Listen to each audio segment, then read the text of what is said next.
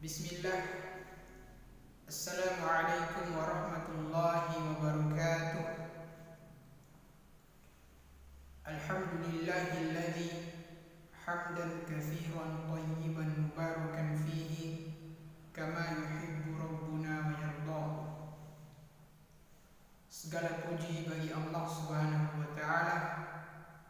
Pujian dan semua kata-kata yang baik hanya kepada Allah Subhanahu wa taala, sebagaimana yang Dia cintai dan yang diridhoinya. Alhamdulillah, ananda sekalian, sekarang pelajaran kita adalah tentang akhlak, Ananda sekalian, perlu diketahui bahwasannya akhlak di dalam agama kita sangatlah penting. Akhlak adalah sangat penting di dalam agama kita.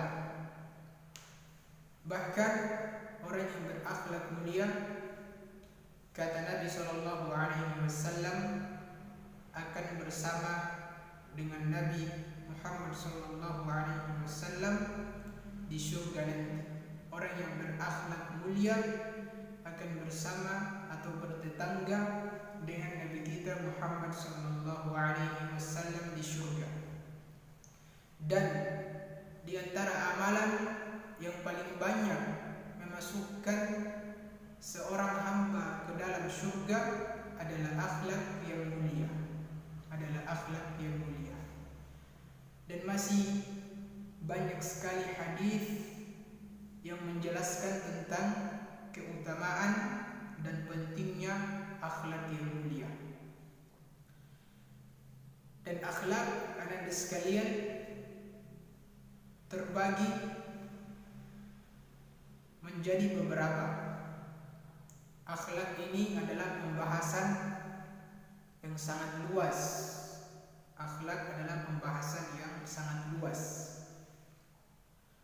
Namun pada pelajaran kita ini adalah kita akan mempelajari tentang akhlak kita kepada Allah Subhanahu wa taala. Akhlak kita kepada Allah Subhanahu wa taala.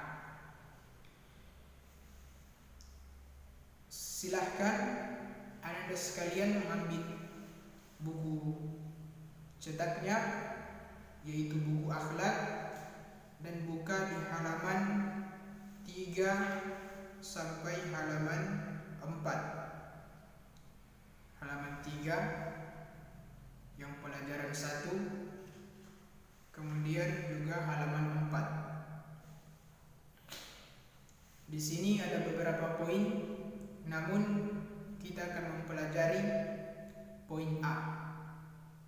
Poin A saja untuk pertemuan kali ini. Untuk poin-poin yang lainnya, insyaallah di pertemuan yang akan datang. Pelajaran kita yaitu, ananda sekalian, wasiat supaya bertakwa kepada Allah Subhanahu wa taala. Wasiat supaya bertakwa kepada Allah Subhanahu wa taala.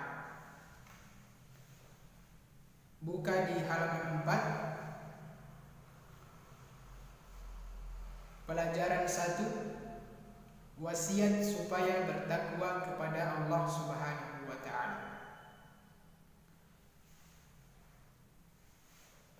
A, yang huruf A, arti takwa.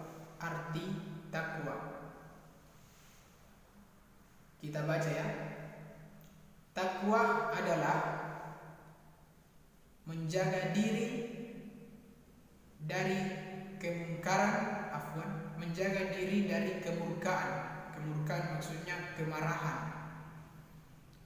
Menjaga diri dari kemarahan Allah Subhanahu wa taala dan azabnya, siksaannya, dengan cara menjauhi semua yang dilarang dan mengerjakan semua yang diwajibkan. Itu adalah takwa. Kita ulangi, takwa adalah menjaga diri dari kemarahan Allah Subhanahu wa Ta'ala dan siksaannya dengan cara menjauhi semua yang dilarang oleh Allah dan menunaikan atau mengerjakan semua yang diperintahkan dan diwajibkan oleh Allah Subhanahu wa Ta'ala. Nah, paragraf berikutnya, hak Allah yang wajib atas hambanya adalah agar mereka bertakwa kepada Allah dengan sebenar-benar takwa. Allah Subhanahu wa Ta'ala berfirman di dalam Al-Quran surat Ali Imran ayat 102, Ya ayyuhalladzina amanu ittaqullaha haqqa tuqatih. Wahai orang-orang yang beriman, bertakwalah kalian kepada Allah dengan sebenar-benar takwa. Kemudian firman Allah di surat Nuh ayat 3, Ani'budullaha wattaquhu wa ati'un, yaitu sembahlah olehmu Allah dan bertakwa kepadanya dan taatlah kepadaku, kata Nabi Nuh alaihissalam. Dari dua ayat ini anda sekalian dapat kita mengambil pelajaran bahwasannya kita diperintahkan untuk bertakwa kepada Allah Subhanahu wa Ta'ala dengan sebenar-benar takwa. Takwa yaitu seperti yang sudah kita jelaskan tadi, bahwasannya menjaga diri dari kemarahan Allah dan siksaannya dengan cara melakukan semua yang diperintahkan oleh Allah dan menjauhi semua yang dilarang oleh Allah Subhanahu wa Ta'ala. Kemudian selanjutnya, kriteria takwa atau sifat-sifat takwa, sifat-sifat orang yang bertakwa kepada Allah. Yang pertama adalah beriman dengan semua rukun iman dan konsekuensinya. Konsekuensi maksudnya akibatnya, apa yang harus kita lakukan setelah beriman kepada rukun iman. Rukun iman ada 6. Yang pertama, beriman kepada Allah, kemudian beriman kepada para malaikat, kemudian beriman kepada rasul-rasul, kemudian beriman kepada kitab-kitab, kemudian beriman kepada hari akhirat atau hari akhir, hari kiamat, kemudian beriman kepada takdir, keputusan, baik takdir atau keputusan Allah, baik itu takdir buruk maupun takdir yang baik. Kemudian yang kedua adalah menjalankan semua ibadah dengan melakukan amalan lahir batin. Amalan lahir batin itu sebagaimana yang sudah kita jelaskan di pelajaran fikih, bahwasanya Islam memperhatikan amalan lahir dan batin. Amalan lahir adalah amalan yang tampak, yang bisa kita lihat, seperti misalnya kita dianjurkan untuk memakai pakaian yang bersih, kita dianjurkan untuk mandi, memakai parfum dan lain sebagainya. Itu adalah amalan yang lahir, secara lahiriah.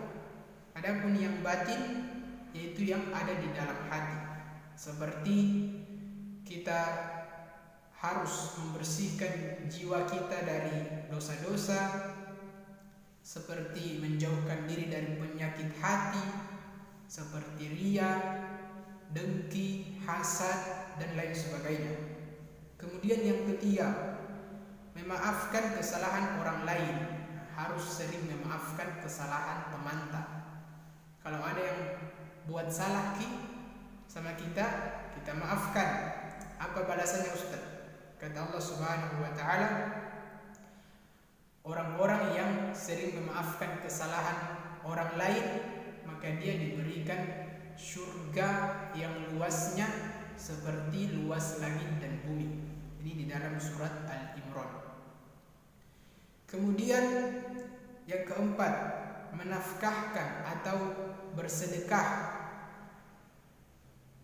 menggunakan hartanya baik di waktu lapang, baik di waktu mempunyai harta yang banyak, maupun di waktu tidak mempunyai harta sama sekali, tetap harus bersedekah. Ustaz, kan kalau punya banyak harta sudah jelas bisa bersedekah.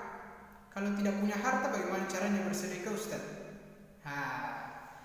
Ini perlu Anda ketahui bahwasanya sedekah itu bukan hanya dengan harta, akan tetapi sedekah bisa berupa membaca Subhanallah, Alhamdulillah, Allahu Akbar, menasehati orang, membantu orang. Nah, ini semua adalah sedekah. Ini disebutkan di dalam hadis yang sahih. Bahkan senyum kita kepada saudara kita itu adalah sedekah. Kata Nabi SAW dalam hadis sahih, senyummu kepada saudaramu adalah sedekah. Senyum kita kepada ibu kita, kepada ayah kita, kepada saudara-saudara kita, kepada orang lain di luar, itu adalah sedekah. Nah, tapi yang mempunyai hubungan darah, yang mempunyai hubungan nasab. Kalau senyum kita kepada kepada orang yang bukan mahram kita, yang tidak mempunyai, yang tidak ada hubungan nasab atau saudara secara langsung, maka itu tidak boleh. Contoh, orang pacaran saling senyum-senyuman, nah ini tidak boleh karena dilarang di dalam agama kita. Kemudian yang kelima, bersabar atau tabah terhadap cobaan yang Allah timpakan kepada kita. Bersabar dengan cara bagaimana Ustaz? Kalau kita ditimpa cobaan, ujian, maka yang pertama kita terima bahwasanya itu dari Allah, itu adalah takdir yang Allah takdirkan untuk kita, dan kita berusaha. Kemudian yang kedua, kita berusaha untuk mencari jalan keluar sehingga bisa lolos dari ujian dan cobaan tersebut. Kemudian yang terakhir, bersegeralah untuk memohon ampun dan bertaubat kepada Allah Subhanahu wa taala. Di dalam Al-Qur'an surat Ali Imran, Allah mengatakan, wasari'u ila maghfiratin mir rabbikum, dan bersegeralah menuju ampunan Tuhan. Kita diperintahkan untuk ketika berbuat kesalahan, ketika berdosa, maka segeralah untuk bertaubat dan memohon ampun kepada Allah Subhanahu wa taala. Juga di dalam surat Az-Zariyat Allah mengatakan Allah mengatakan fafirru ilallah, dan bergegaslah, berlarilah, maksudnya bertaubatlah kepada Allah Subhanahu wa taala. Jadi dari ayat-ayat ini Allah memerintahkan kepada kita untuk segera bertaubat dan memohon ampun ketika kita berbuat kesalahan atau terjatuh dalam dosa.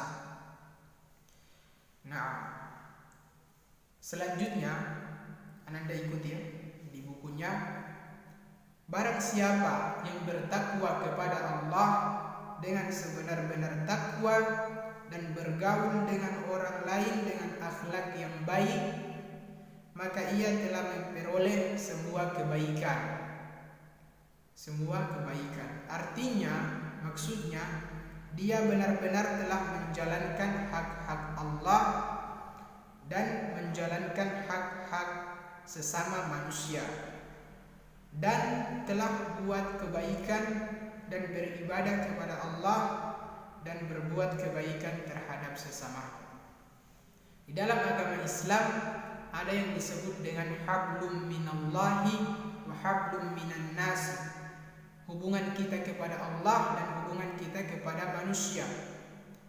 Ananda sekalian perlu ketahui bahwasannya seseorang disebut anak soleh ketika dia telah melakukan dua hal. Yang pertama, ketika hubungannya dengan Allah sudah baik, contoh sholat, tidak menyembah selain Allah. Nah, ini kalau hubungannya dengan Allah sudah baik. Maka yang kedua adalah hubungannya dengan manusia. Hubungannya dengan manusia harus baik.